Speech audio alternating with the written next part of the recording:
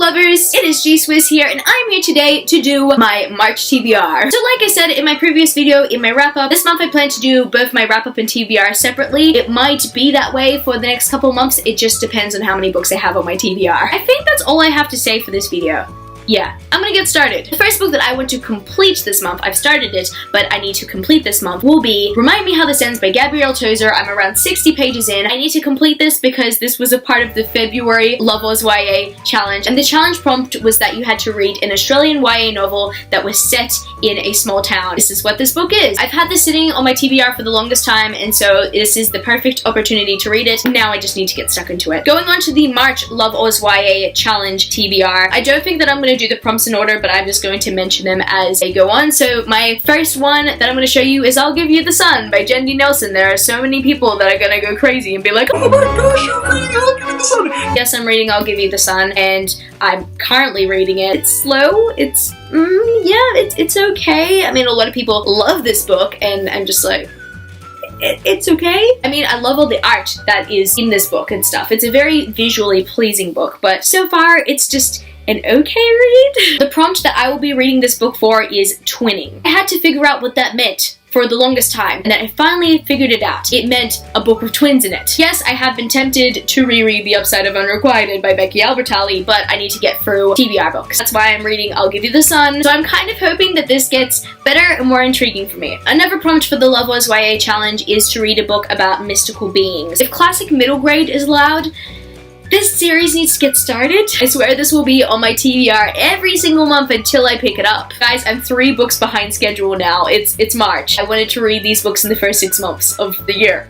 But if I can't use that for the challenge, I'm gonna go with Magonia by Dahvana Headley, which has to do with a mystical world or something like that. And I swear I've always wanted to pick this book up for years and I never got a chance to, and I think that this might be the perfect opportunity to. The third prompt for the month that I will be mentioning is a last book in the series. And for this one, I'm going to be reading Obsidio by Amie, Kaufman, and Kristoff. If you guys don't know, this is our Biblio Squad book pick of the month for March. Oh my goodness, I almost got the month wrong. At this moment, we don't have a planned date for a live show. On the captions, there might be a planned date for the live show. Who knows? If not, it will be announced soon and it will be put in the description for you. And the final prompt for the Love Oz YA challenge of the month is to read an Aussie YA novel with a Muslim protagonist. And for this one, I've chosen Does My Head Look Big in This? I did not write the author's name, I'm sorry. And I want to read this book because it's easily accessible at my library and it's completing a challenge. And also, I've heard really good things about this book, and so I am definitely intrigued to pick this one up, so I'm gonna pick it up. Moving on to my review copies for the month, the first review copy that I will be reading this month will be Small Spaces by Sarah Epstein. First of all, I adore this proof cover so much. Second of all, this is a mystery thriller Australian YA novel, and I'm not gonna lie, I'm not the biggest fan of thrillers. When I say that I'm not the biggest fan of thrillers, I mean that I don't usually pick them up. Like, I haven't read enough thrillers for me to actually be like, oh my gosh, like I'm the biggest fan of thrillers. But the buzz that I've heard about this book so far,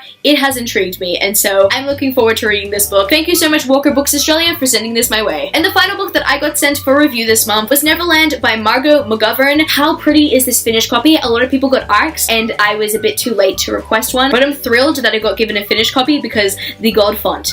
I heard Margot talk about her book at the Penguin Teen Showcase here in Sydney, and honestly, I just got so excited for this book. I am honestly looking forward to it so much. And thank you so much, Penguin Teen Australia, for sending this my way. The next 2 books that I'll be showing you guys are books with movie adaptations that are going to be coming out this month. First of all, we have A Wrinkle in Time by Madeleine. Oh my goodness, guys, I see the trailer and I'm looking forward to it. It's gonna be exciting. And never in my life did I ever think that I'd want to pick up the series, but look where we are. I'm gonna at least pick up the first book, and I'm really looking forward to diving into it. I know a lot of people don't really like movie covers of books, but I really love this movie cover. I think it's the color palette. I just love the color palette so much, and Oprah is just bossing on this cover. And honestly, this next book is a maybe. It's not a positive because this TBR is looking very intimidating this month, but I might just read it this month, and this will probably be towards the end of the month because the movie is coming the end of the month. This is a reread, and it's a maybe. So, Ready Player One by Ernest Cline. I recently read Armada, which means that I can read Ready Player One because apparently everyone keeps on saying that it's very disappointing, but I've already read Ready Player One, but I read it 3 years ago. Yeah, 3 years ago, and I loved this book so much. But there are some aspects that I don't remember. I'm kind of scared to read it before watching the movie because I might be very critical on it, but I still really love the book. I kind of do want to reread it in a way, so yeah, I'm very conflicted about this one, as you can tell. And the final book that I want to read this month is also a reread, and I am planning to reread every single one of these books towards the last book, starting from this month. And that is Throne of Glass by Sarah J. Maas. If you have no idea, the last Throne of Glass book is coming out the day after my birthday this year. That's right, the day after my birthday. So if you look at the release date, you'll know when my birthday is. You're welcome. I'm pretty sure I've reread almost every single one of the books in the series, but I have not reread Throne of Glass, Crown of Midnight, or Tower of Dawn. The other books I've reread at least once or twice. And I'm not gonna lie at all, I didn't like this book. I was not the biggest fan of this first book in a series at all, but then I continued and I loved the direction that the series went in, as opposed to a lot of other people. A lot of people don't really like the direction the series went in.